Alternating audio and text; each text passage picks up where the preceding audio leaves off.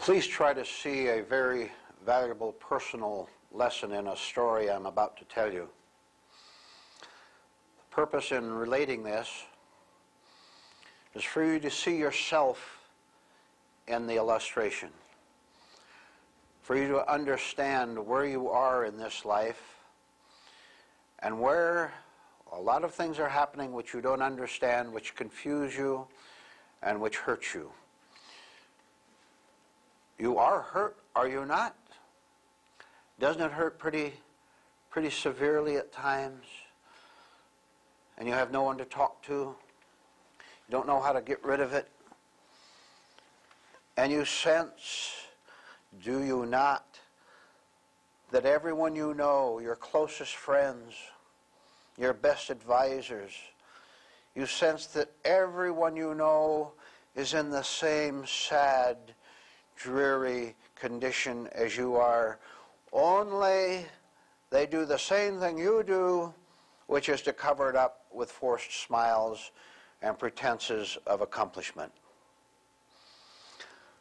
Well, that introduction, do listen to this and see the value for you in it so that it can be a turning point, so that something can change for you. Very simple story and very powerful if you will let it be for you. There was a group of very poor people. They had nothing. Little food, little clothing, little rare places to live which were not suitable. Poor. One day they heard something that made them very excited. And what they heard was that the mountain, a short distance away, at the top of this mountain was a treasure of gold.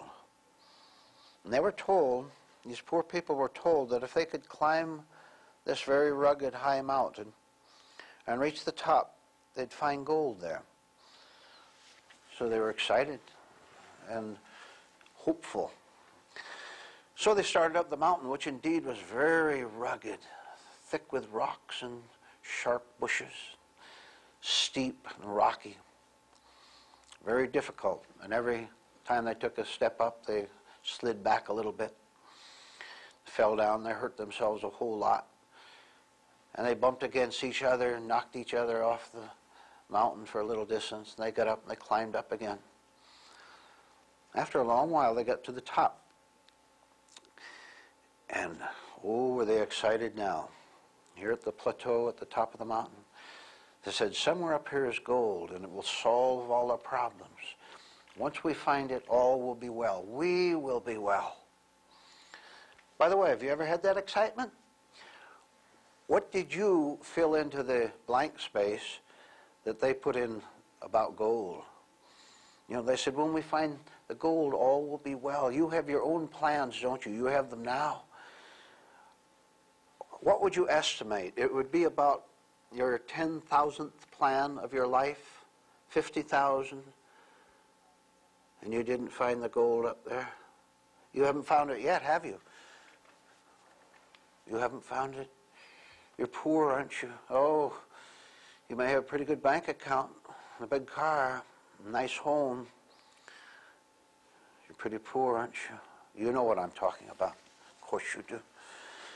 So these people searched around, top of the mountain, didn't find it over toward the west. They said, well, must be in another direction. They went in another direction. Didn't find it there. Went over another place. No gold. Pretty soon they began to get worried that there was no gold there. And sure enough, there wasn't.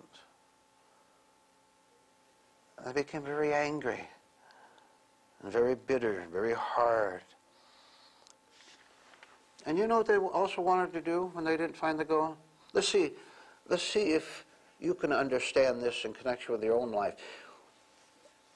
When they didn't get what they wanted, you know what they wanted to do? They wanted to hurt someone. They wanted to strike out and hit someone. It hurt so bad here, they wanted to hurt someone else. I'm telling you, this is the world. It is exactly that. If you've ever got hurt by another person, you got hurt by a hurt person. And if you ever hurt anyone else, it's because you were hurt yourself. Don't you use that as an excuse. Look how simple this it is. You never, ever have any right to hurt any other human being on earth in the smallest way, and that means nothing to the average human being. The average human being's whole life. You don't believe it? Look at it. Look at it. Look at the kind of world you live in. Look at the people. Look at yourself. A primary motivation of the average human being is to hurt someone else in order to give himself a false thrill, so that he feels what he calls good, which is self-destruction. That is it. You want to get healthy, inwardly healthy? You want to get truly spiritually healthy? You begin to investigate what I just said for yourself. Don't hide away from it anymore. Don't push it away. You'll never succeed in pushing it away, incidentally. You can get rid of it, but you can't push it away. You can't hide, because it'll keep coming back to haunt you endlessly, as it has up till now. What a dreadful world we live in, which is a fact, where everyone who have not got the success they thought they should have, the fame they thought they'd earn, the security they thought they should have, their simple solution is to try to hurt someone else in order to get something that they think will make them feel secure, and this is called an insane society, which is what it is. So they hurt each other and yelled at each other, "It's your fault." "No, it's not my fault, it's your fault." "Oh, you've done that. Isn't this the way it is?" Look at any group, what dominates them: fighting, accusing, hurting, hating. You'd better start facing a few things you've been running away from all your life, or you're going to have to pay the price for it. You're going to have to continue to pay the price for it. So they came down the mountain, quarreling as they came down, more discouraged than ever, poorer than ever. You see, when you have a hope and it's dashed, you feel bitter, you feel cheated, right? And you're poorer than before. Well, they came down and they said, well, maybe we ought to try again. Maybe there's a little spot we didn't find where the gold is located. So they went up again laboriously, fell down, hurt themselves, finally reached the top, looked all around again, no gold. More disappointment, more rage, more fury. Came on down again, poorer than before. Did this several times, fighting each other, clambering at each other, coming down again. A miserable, wretched life. I have described human life here on earth. I've described your life. Well, haven't I? Nod your heads. I've described your life. What else? Nothing else, and you know it, and I know it.